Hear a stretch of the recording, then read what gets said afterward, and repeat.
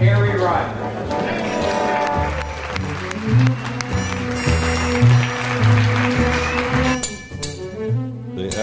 When you think magic,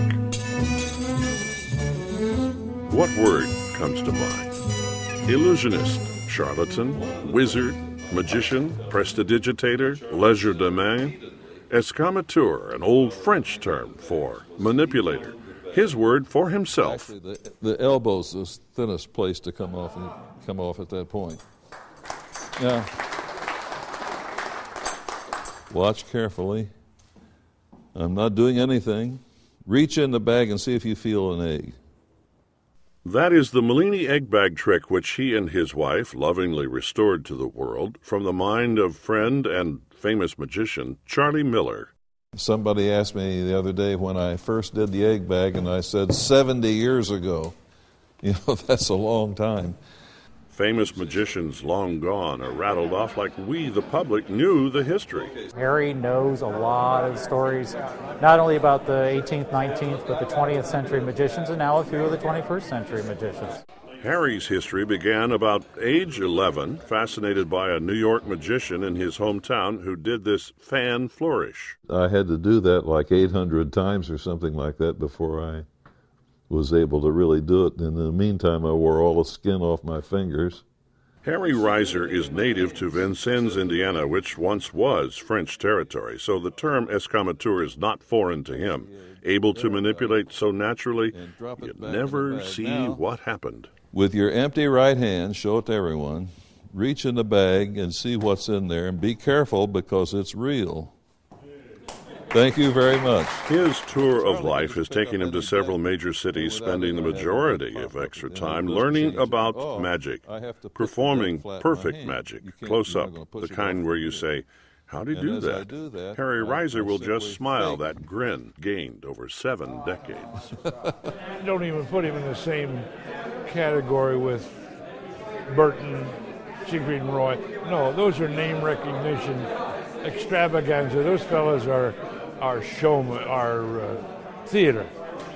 But in card magicians, Harry would only be in the top 10. Harry Riser is a person that teaches you not just the magic itself, but how to be patient. Everything that he does requires a lot of skill. They have named this chapter, or ring, of the Society of Magicians after Harry Riser, escamateur.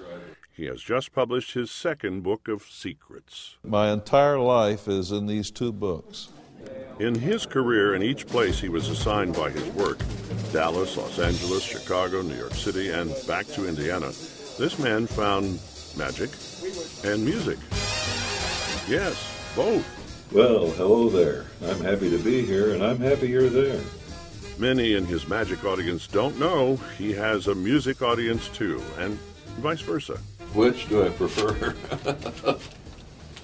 I never thought about that. At home, thousands of LPs and other discs are at his command for the weekly program. The reason I do the big band show is I was always fascinated by the sound, the call and response techniques of the arrangements that they were playing. Those things immediately appealed to me the first time I heard them. 1989 was not a good year for you. I had what the medical people called a massive stroke, and it paralyzed the left side of my body to the extent that I couldn't do anything. You know, sleight of hand was out of the question. 20 years on the radio with big bands and much more time mentoring magicians.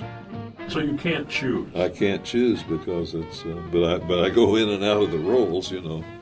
If someone made you choose, which would you choose? I'd probably choose this.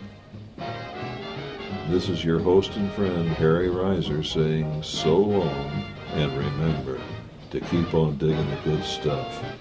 Now, you might understand why this man escaped to his love and avocation of both magic and music. What do you think the world will say about the great Harry Riser when you're not here? Well, probably they won't say the great Harry Riser. That's one thing they won't say.